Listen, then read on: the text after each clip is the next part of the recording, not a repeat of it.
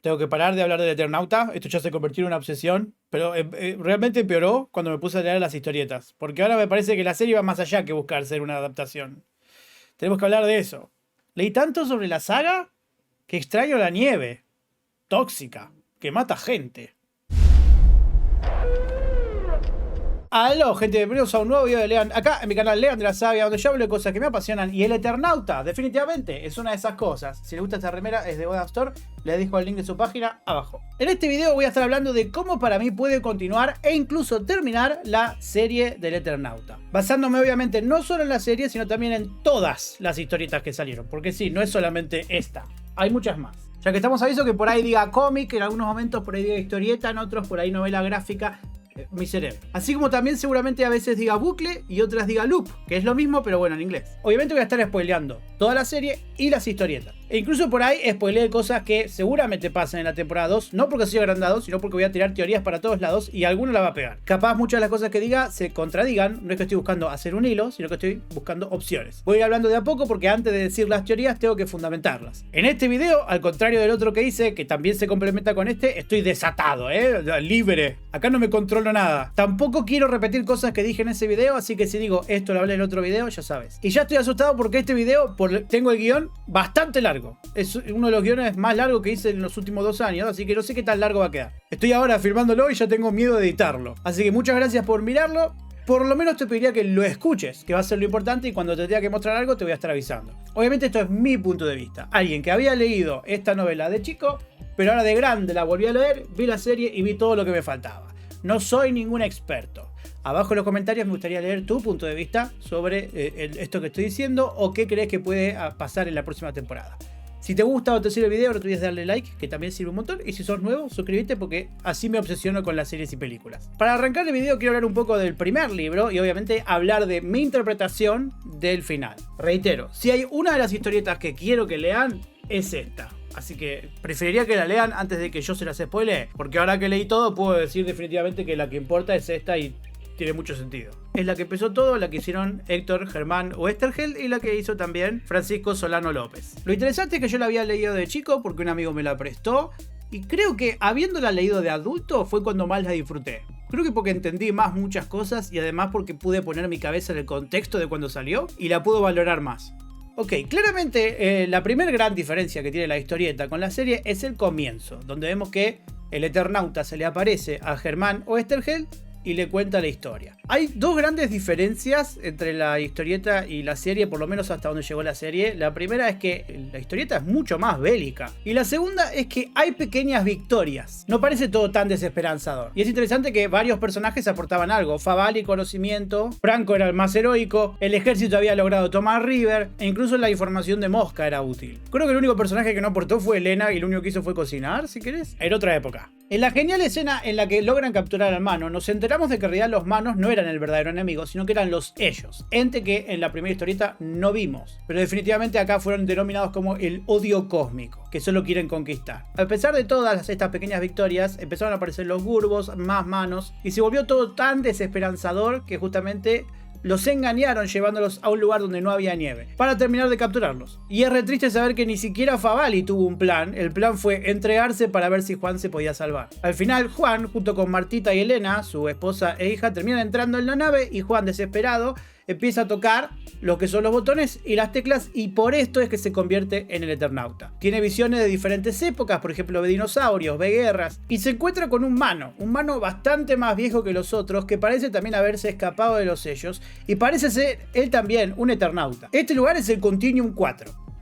Muy falopa. Y resulta que parece que también hay otros continuums. Así que esto no es solamente un multiverso. Eso llevó a que Juan esté una eternidad buscando a la familia que perdió en ese momento desesperado de tocar botones. Todo ese viaje no lo vemos. Lo que vemos es cuando aparece enfrente de Héctor Germán Oesterheld, que era un escritor. Le cuenta toda la historia y cuando Germán le dice el año en el que está, se da cuenta que es en el 59, o sea, años antes de que caiga la invasión. Y el Eternauta corrió hacia su casa y vimos que, por arte de magia, Elena y Martita lo estaban esperando. Hace media hora que se había ido y el Eternauta no reconoce al escritor. Es como que el Eternauta se fusionó con el Juan Salvo de esta época, pero solo quedaron los recuerdos del Juan Salvo de esta época. Pero el escritor estaba ahí, escuchó toda la historia y vio todo esto que acababa de pasar enfrente de sus ojos, y encima vio que llegaban Favali y los amigos a jugar al truco. O sea, comprobó que todo lo que le había contado parecía ser verdad. Y las últimas 2 páginas de la historia es literalmente el escritor viendo lo que sería la pantalla, diciendo que la única manera que tiene de poder evitar esto es escribir y contar la historia. Se puede interpretar de una manera metanarrativa, que para salvar a la humanidad lo que el escritor tuvo que hacer es contarla. Por eso podemos considerar que lo que hizo fue escribir el Eternauta. Lo que es interesante es que si leías esto en el año 1959,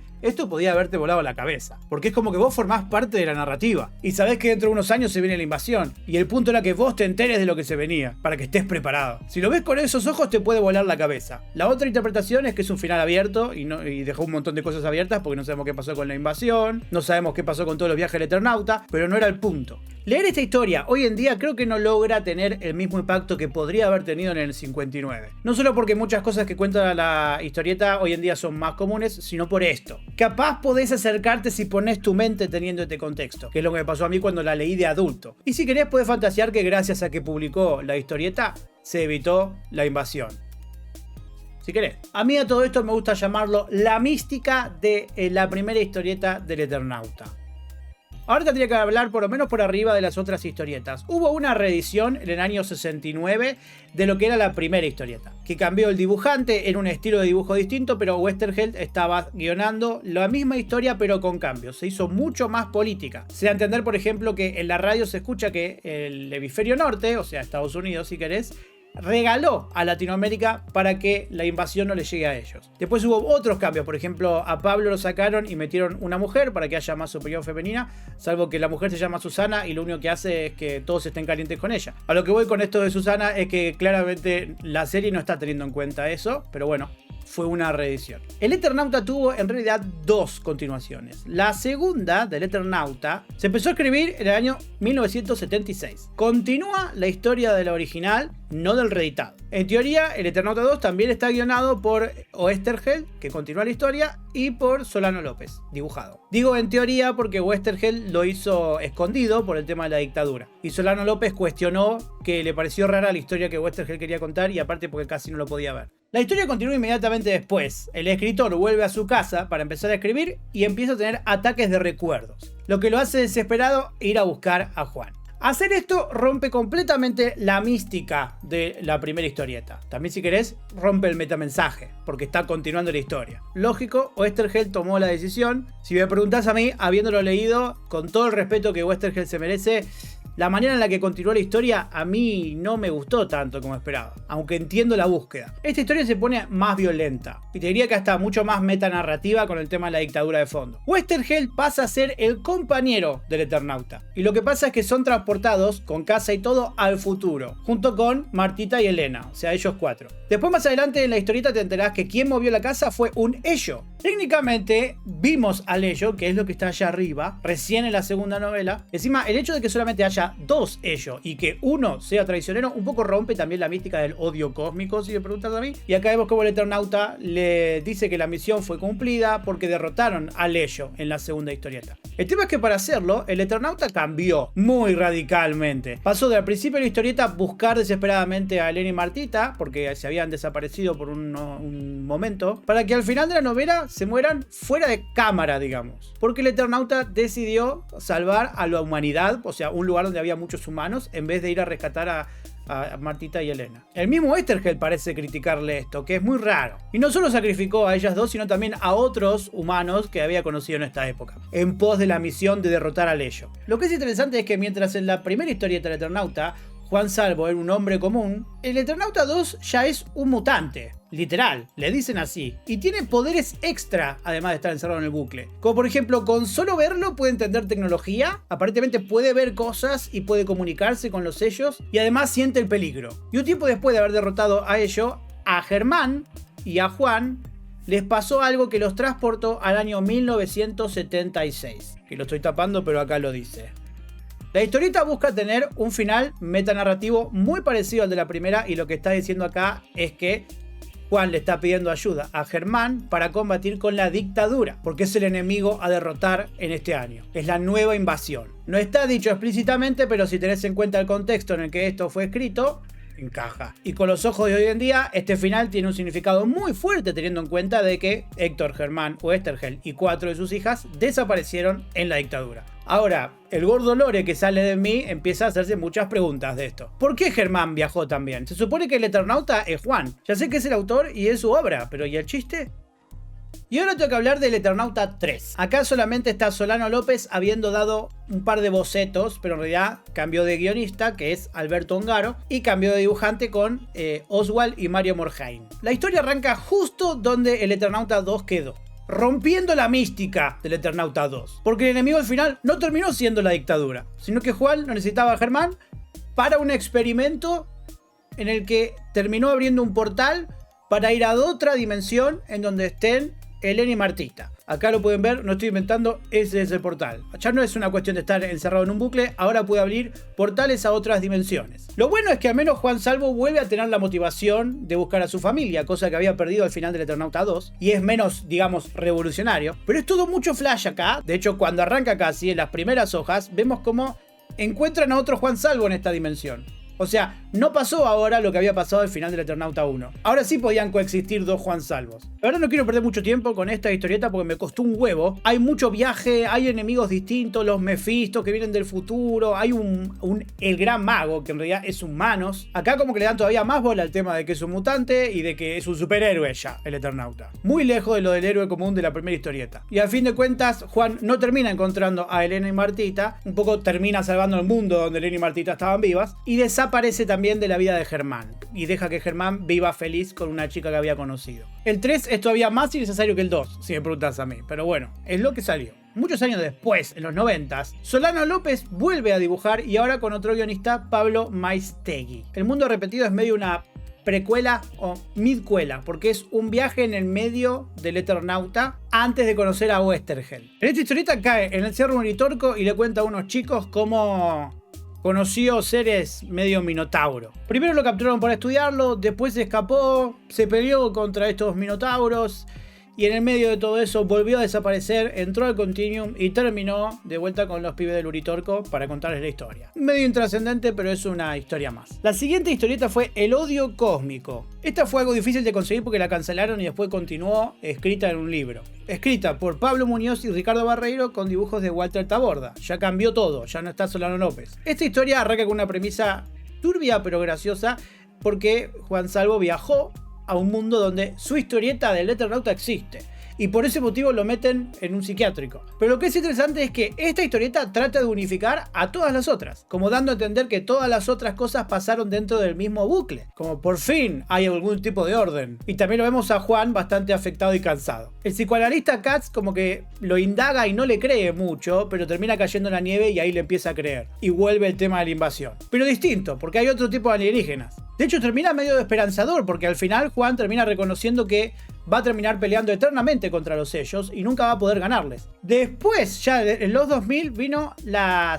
saga de 3 historietas de El Eternauta El Regreso. Volvió Solano López a dibujar y Pablo Maistegui, el que había hecho el guión de Mundo Arrepentido, también vuelve. Lo que hacen acá es cagarse en todo. Y lo que hacen es continuar de vuelta a la primera historieta de Eternauta. O sea, cuando Odio Cósmico intentó unificar, esta vino y dijo, ¿sabes qué? No. Esta intenta hacer una secuela más directa que narrativamente te digo que tiene sentido porque es unos 20 años después.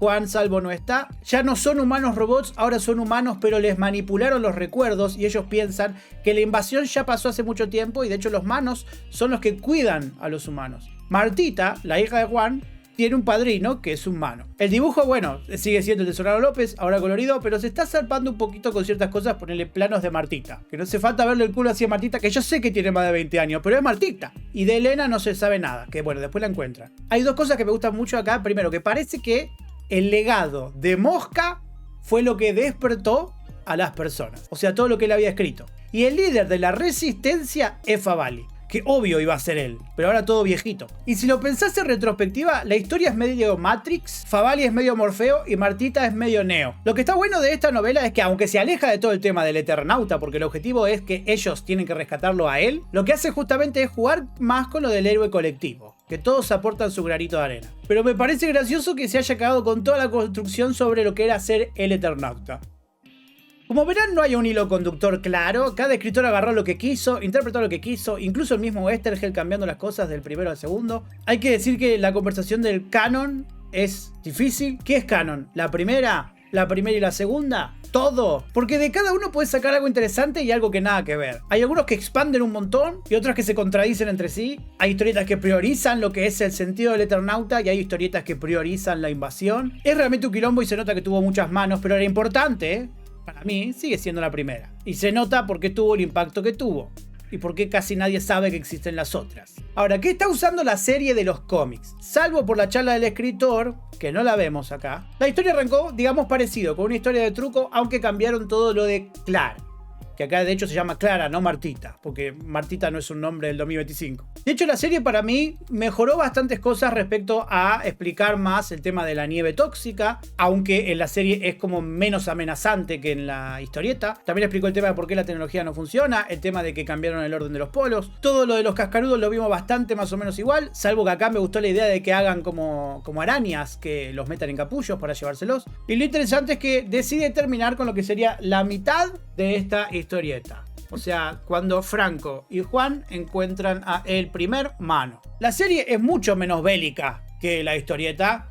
Prioriza más las misiones tácticas como la del tren que la guerra en River. Porque para esta altura la batalla de River ya había pasado. De hecho, lo que tiene interesante la serie es que se siente mucho más abrumadora que la historieta. Porque en la historieta van ganando batallas, como que te da la sensación de que, hey, por ahí ganan. Acá no, acá parece estar todo perdido, están siendo un montón de humanos controlados. Y el ejército que hay no está tan organizado por ahí como en la historieta. Y los humanos robots, acá hay muchos espías, que ese es otro gran cambio que tuvo. Pero el cambio más grande está en Juan Salvo, porque acá ya parece ser el Eternauta, porque dijo, esto ya lo viví, ya está viendo visiones, que se vio a partir del Eternauta 2, esto de que tenga visiones de lo que pasó. Parece vivir en bucle las invasiones que la humanidad recibe. De hecho, empezó a tener estas visiones cuando cayó la nieve. Se ve que en cada loop nuevo, el Eternauta se mete dentro del Juan de esta línea temporal y cuando empieza la invasión se despierta. Que es un poco lo que vimos en Eternauta 2. Solo que acá parece que fue más paulatino, que se fue dando cuenta de que esto ya lo vivió. Con esta decisión un poco mantiene las dos cosas. Primero, que ya sea el Eternauta y segundo, de que sea un héroe común. O sea, una persona común. Que de hecho le agregaron el trasfondo de Malvinas que para mí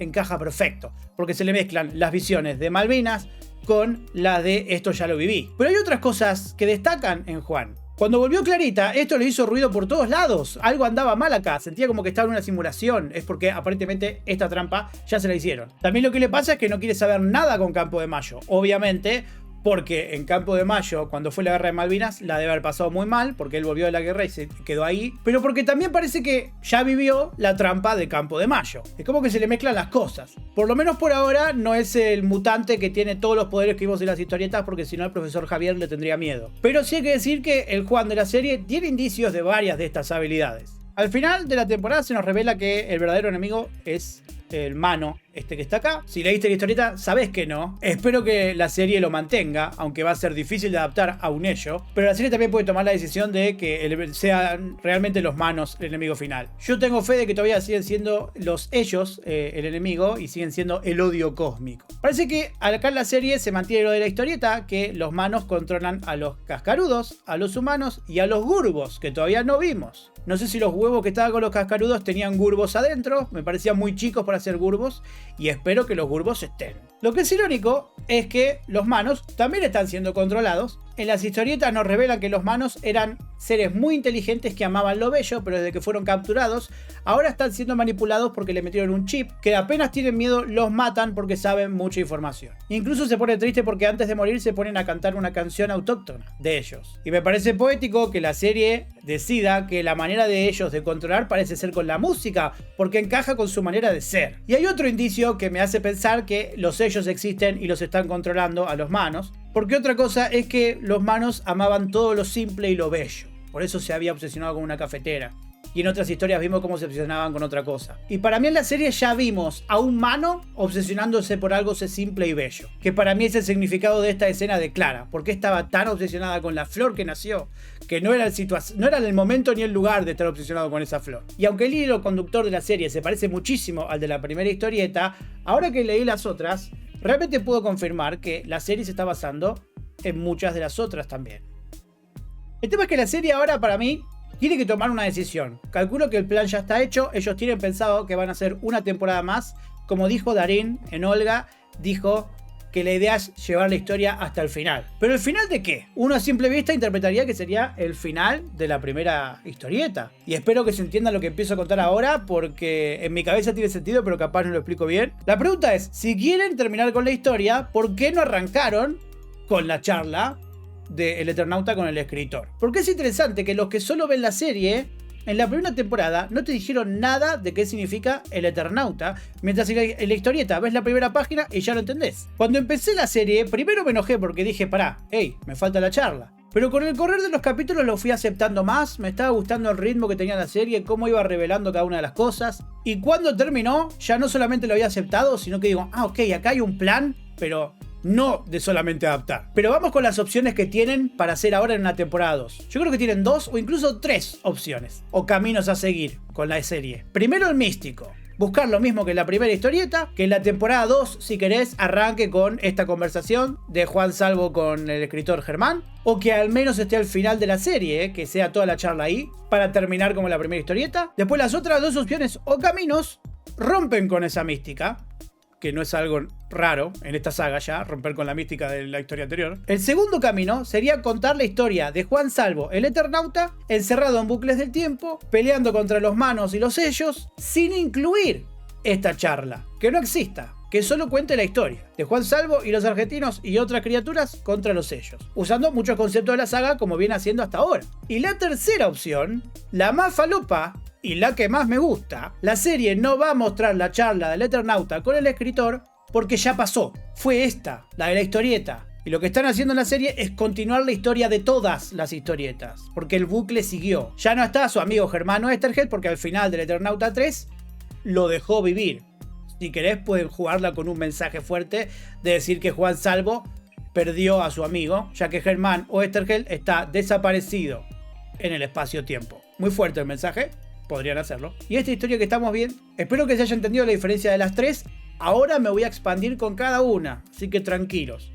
La primera, la más básica, sería si la serie reinterpreta todo, que es lo básico que haría una adaptación hoy en día, ¿no? El 90%, 95% de las adaptaciones agarran lo que sería la fuente que están adaptando y cuentan su propia historia. ¿Qué es lo que vienen haciendo hasta ahora, ¿no? Con la serie? Que no busquen adaptar el final místico del Eternauta 1, ni tampoco compartan narrativa con las otras historietas, que cuente su propia historia. Que tenga su propio canon, su propio lore, sacando inspiraciones de todas las historietas como viene haciendo hasta ahora. Ni tampoco me disgustaría que lo hagan porque hubo mucho quilombo entre todas las historietas. Incluso hasta te aceptaría que no sepan trasladar a los sellos a esta época o a este formato audiovisual y capaz dejen que los Manos sean los villanos, pero por los indicios que te mostré no creo. Además creo que se enojaría mucha gente. Después está la opción de si la serie busca contar lo mismo que el Eternauta 1, o sea, el final místico, con Juan convirtiéndose en el Eternauta, queriendo escapar de la invasión inevitable de los Sellos, se sube a la nave con Clara y con Elena, empieza a tocar los botones, se convierte en el Eternauta y ahí tenemos, si querés, la charla con el escritor. Acá hay muchas dudas, red flags que tengo. Primero que nada, ¿cuál sería la manera de reproducir esa sensación que generó la historieta en el año 59? ¿Poner un actor que se parezca a Héctor Germán Oesterheld para que el Eternauta le hable? El nieto de Oesterheld trabaja como consultor en la serie, así que capaz lo podrían usar a él, pero bueno, no es actor. O poner a Bruno Stagnaro, el director y showrunner de la serie, frente a Juan Salvo. O meter a otro personaje de la serie para esa conversación, como por ejemplo Omar, que en la vida real es Ariel Staltari, que es también guionista. No creo, ya estoy tirando falopa. Incluso lo podría usar a Mosca también el Eternauta, porque él aplicaría para ser al que le cuentan toda la historia. El tema es que es complicado. la verdad. Además, convengamos que si toma la decisión de tener una charla con Juan Salvo, con un escritor, y termina igual que como hizo la novela, para los ojos de un espectador de hoy en día puede ser un final recontra abierto, que de hecho te recuerda al final de una iglesia, sin muchas explicaciones lógicas sobre la invasión, sin haber visto nunca a los sellos, sin saber qué pasó con Clara y Elena, y veo muy difícil que la serie logre tener el mismo impacto que tuvo esto si lo leías en el 59. Porque además este formato audiovisual es distinto, es menos personal que cuando lees la historieta. Acá podés sentir que te está hablando a vos. Capaz que viendo una serie de la que todo el mundo está hablando en redes, no. O sea, yo sé que todos estábamos preguntándonos, ¿y la charla con el escritor? Pero ahora que lo pensé estos días, habiendo leído las historietas y todo, es como que no me cierra que lo hagan en esta historia. ¿Podrían hacerlo? Sí, tengo fe en ellos, porque hasta ahora me viene gustando mucho lo que contaron. Pero mi pregunta es, ¿están buscando esto? ¿Piensa la serie tener el mismo final que el Eternauta 1? Puede ser, pero yo creo que no, por 3 motivos. El primer motivo es que no fue introducido, al menos todavía, el personaje del escritor. Y sería raro introducirlo en el medio de la serie. El segundo motivo es que no creo que lo hagan, porque no sé si se animan a usar la imagen de Germán Oesterheld, para no faltar el respeto, ya que incluso reemplazarlo y poner a otro personaje sería un poco faltar el respeto, dependiendo cómo lo veas. Creo que solo se arreglaría si usan maquillaje y CGI para que sea él, pero también me parecería raro. Y el tercer motivo, y para mí más importante, la serie está mostrando cosas que no tienen por qué pasar a esta altura en la historieta. Varias se introducen incluso historietas después, como por ejemplo el Juan Salvo para esta altura de la historieta era una persona común y corriente, no tenía flashes, visiones, nada. Pero en la serie ya está encerrado en un bucle que ya vivió muchas veces. Y esta diferencia es importante. Por eso, si la serie y las historietas comparten canon o narrativa, que es lo que creo que puede llegar a estar pasando, aunque reitero, es muy falopa, es porque para mí el que inició el bucle, el que empezó todo, es el Juan Salvo de la historieta, con esta escena, en la nave tocando los botones. Este sería el pasado del Juan Salvo que estamos viendo en la serie. Tranquilamente puede ser una serie que lo que está buscando no es adaptar o reinterpretar la historia, sino continuarla. Es el futuro de Juan Salvo después de una eternidad de vivir esto.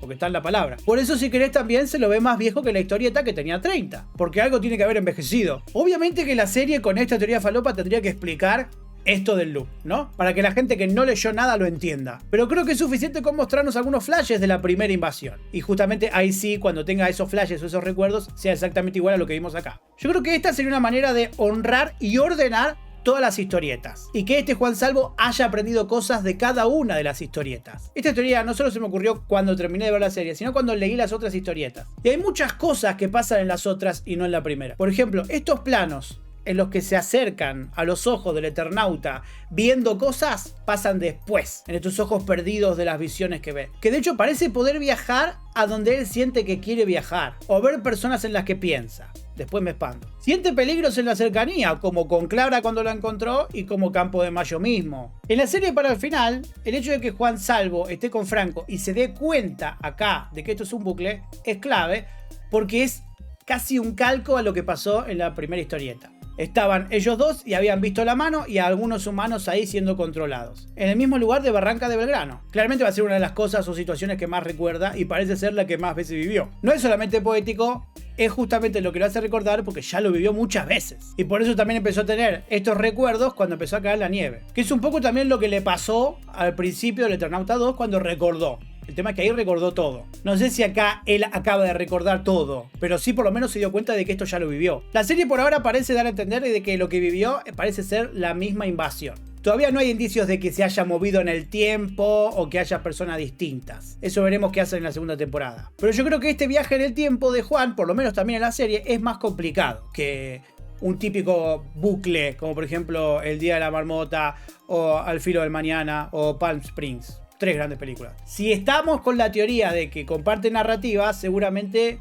ya pasó por muchos tipos de cambios para mí en este bucle. Además, el concepto del Eternauta no es solamente viajar en el tiempo o estar encerrado en un bucle. Él está más allá del tiempo y el espacio. Que es un poco lo que le explicó el Mano Viejo, que me encantó el personaje, me encantaría verlo en la serie, pero técnicamente en el regreso lo mataron. O sea, lo que voy es que tampoco hay que tomar esta historia como una simple historia de un bucle. Hay otra cosa que refuerza la teoría de que esto es una continuación de las historietas, y es que, por ejemplo, a los manos manipulando a Lucas y Clara, que por lo que se ve acá hicieron algo muy parecido a lo que hicieron en El Eternauta al regreso, que lo que hicieron fue cambiarle los recuerdos. Por ejemplo, Clara, cuando contó la excusa de cómo volvió, estaba diciendo que ella se quedó en la casa de una amiga. no contó que vino con el traje. Ya vimos claramente que era mentira. Si quieren también el otro video conté de dónde venía Clara. Ni siquiera venía del bote. Y también parece que la tecnología de los manos que le ponen en la cabeza a los humanos robots es distinta a la de la historieta. Y menos mal porque era algo muy de la época. Ver hasta los cascarudos con este aparatito ahí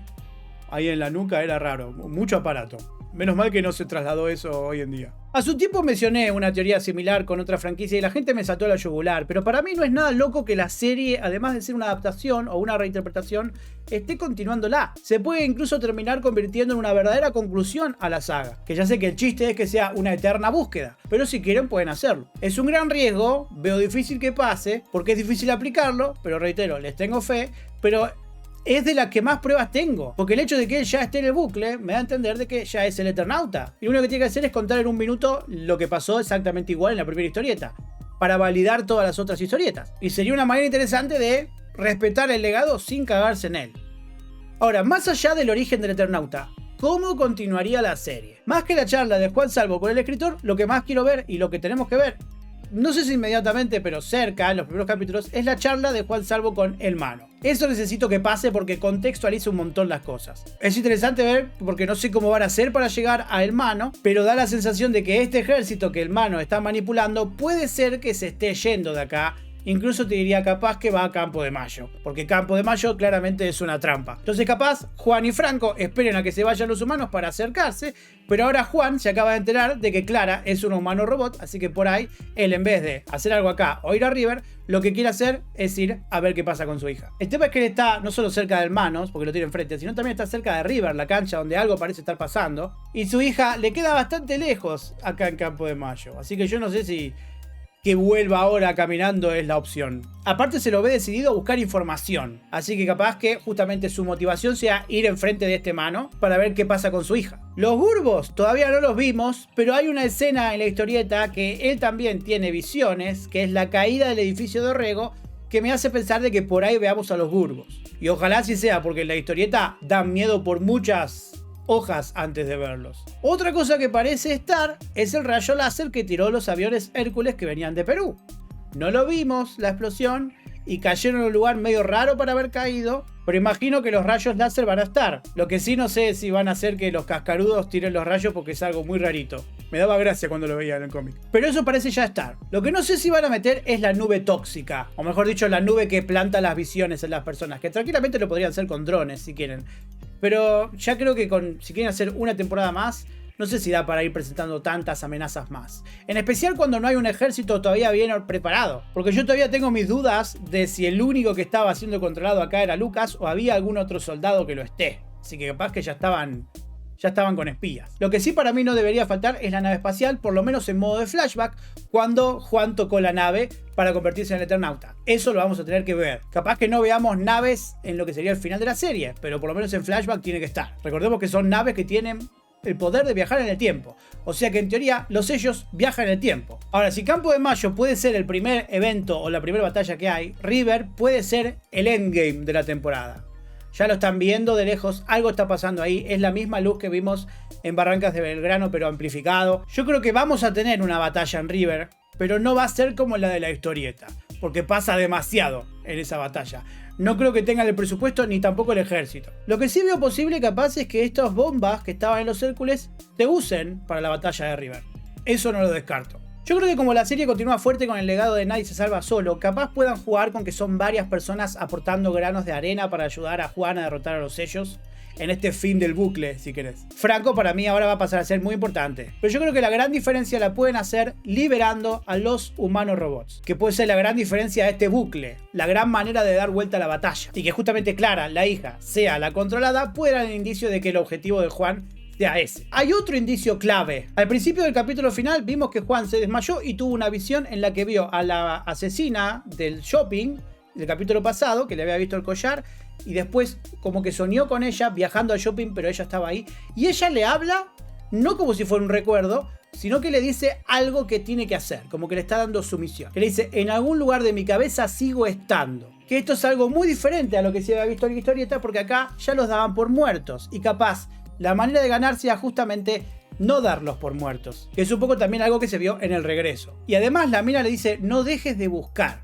Primero que nada, La eterna búsqueda es parte del chiste del Eternauta. No sea cosa que ahora lo que esté buscando es esto. Capaz que como en todas las otras historietas no pudo salvar a Elena y Martita, acá llegó a la conclusión de que por ahí tiene que atacar desde otro lado, tratando de ayudar a los que ya están controlados. Y aparentemente por ahí una manera de buscarlos sea que Juan trate de indagar persona por persona, que es mucho, ya sé, pero él tiene tiempo de sobra. Y hay otro indicio en la temporada que vemos que Juan aparentemente pudo viajar a Malvinas y verlo al Rengo de lejos. Y digo que es el Rengo porque no por nada lo mostraron cuando estaba fumando unos minutos antes. En el otro video hablé más de lleno de este tema, pero para mí los humanos robots tienen dos debilidades claras. O mejor dicho, el control de los humanos robots. La mentira y la música. No saben mentir o no entienden bien el contexto para poder mentir bien. Y como parecen ser controlados con la música, cuando la persona escucha la música que le llega al corazón, parece que se despierta la persona. Respecto a la música y el control, también hay un dato de que Juan Salvo tiene un aparato de escucha, así que no sea cosa que en la próxima temporada lo controlen, pero no lo puedan controlar de todo porque tiene el aparato. Dato de color. Así que yo tengo fe que tanto Juan como Favali se den cuenta de todo lo que está pasando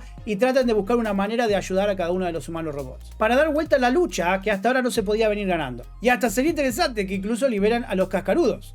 Y si querés, a los burgos y a los manos. Para todos juntos luchar contra los sellos. Igualmente, quiero que haya batallas y ganen batallas como para que haya algo más de acción y tenga más referencias a las historietas. Pero no sé si quiero que ganen la guerra. Todavía no me definí. Yo sé que el mensaje de la serie viene siendo lo del héroe colectivo. Y quiero creer que cada uno de los personajes va a tener una batalla personal que ayude a la guerra. Pero con ese mensaje no creo que la serie busque tener un final negativo, si querés. Al margen, también me gustaría que vuelva la nieve, porque la nieve es demasiado icónica para que no vuelva, y de hecho ya me imagino que el trailer de la temporada 2 sean los personajes diciendo ¡Uy! ¡Volvió la nieve! ¡No! Ya desde vamos al final, antes de que Lucas se quite la vida, vimos que parece estar volviendo la tormenta. Así que capaz que la nube, por lo menos en River, vuelva. En la historieta volvió, y de hecho ellos elegían dónde poner la nieve. Así que sería re interesante que la empiecen a manejar, y de hecho a ellos les afectaría el doble, porque ninguno parece tener las máscaras encima. Ahora, ¿cuál sería el final de la serie? Podría tener un final parecido como al del cómic, que queden acorralados, Juan se encuentre con la nave, empieza a tocar botones y se convierte en el Eternauta, y cuando toca la máquina vuelve a empezar. Si deciden abrirse de la búsqueda mística de la primera historieta y jugar más con lo presentado hasta ahora, la serie también puede tomar un par de caminos. Por ejemplo, que el final sea abierto y sea Juan Salvo el Eternauta siguiendo por la eternidad tratando de encontrar a su familia y derrotar a los sellos. O incluso que se olviden de los sellos y su objetivo sea encontrar a su familia. O pueden buscar terminar con el bucle eterno del Eternauta y derrotar a los sellos. Yo prefiero que se centren en la lucha de Juan Salvo el Eternauta contra los sellos, con obviamente la ayuda de la humanidad y, si querés, otras criaturas. Por eso lo del héroe colectivo. No quiero, por ejemplo, al Eternauta 2 y el Eternauta 3, que es un mutante antihéroe con mucha falopa. Y yo creo que la clave está en la figura de San Jorge, que fue muy repetida en la serie, en los recuerdos de Malvinas y en Campo de Mayo, porque es medio un prócer para el ejército argentino. Hay que seguir peleando para derrotar al enemigo, porque el enemigo sigue estando ahí. En este caso, el dragón pueden ser los sellos. Y hay que pelear con valentía, honor y sacrificio para derrotarlo. Que es un poco también la búsqueda del Eternauta 2, más que del 1. En el Eternauta 2, Juan Salvo sacrifica humanos para derrotar a los sellos y para aprender información, de hecho. Que un poco por ahí haya indicios acá, porque él decidió ir a River en vez de ir a ver a su familia o ayudar. Pero yo creo que la serie está diferenciando el sacrificio acá. Yo quiero que el Eternauta sea el factor que los sellos no pueden derrotar, y lo mismo le pase a Juan. Sean enemigos eternos, que ambos estén atrapados, los sellos y Juan. Y probablemente el sacrificio para detener todo esto sea Juan. No te digo llegar a una tregua con los sellos de que él se mata si dejan de invadir, porque no creo que pase, porque si son el odio cósmico no veo por qué confiarían, pero capaz se termine sacrificando a él mismo para derrotarlos, siguiendo un poco con la figura de San Jorge, ¿no? Porque San Jorge pasó a ser un mártir porque no quería ceder ante sus ideales, y capaz Juan Salvo, en pos de salvar a toda su gente, lo que haga sea sacrificarse, dando así fin a la invasión y al bucle eterno en el que están encerrados los ambos, y que los sellos mueran con él. Si querés, así liberando a los humanos, a los manos, a los cascarudos y a los burgos. ¿Es un final feliz? Puede ser, no digo que no. Pero algo importante parecen estar construyendo con la figura de San Jorge, así que creo que va para ese lado. Y bueno, gente, eso es todo lo que tenía para decir. Gracias por haberme escuchado hasta acá. Si les gustó, les sirvió el video, no se olviden de darle me gusta, que en serio sirve un montón. Si son nuevos, acá va a estar apareciendo el botón para suscribirse. Como siempre, gracias por haber llegado hasta acá y nos vemos en el próximo video de Lean.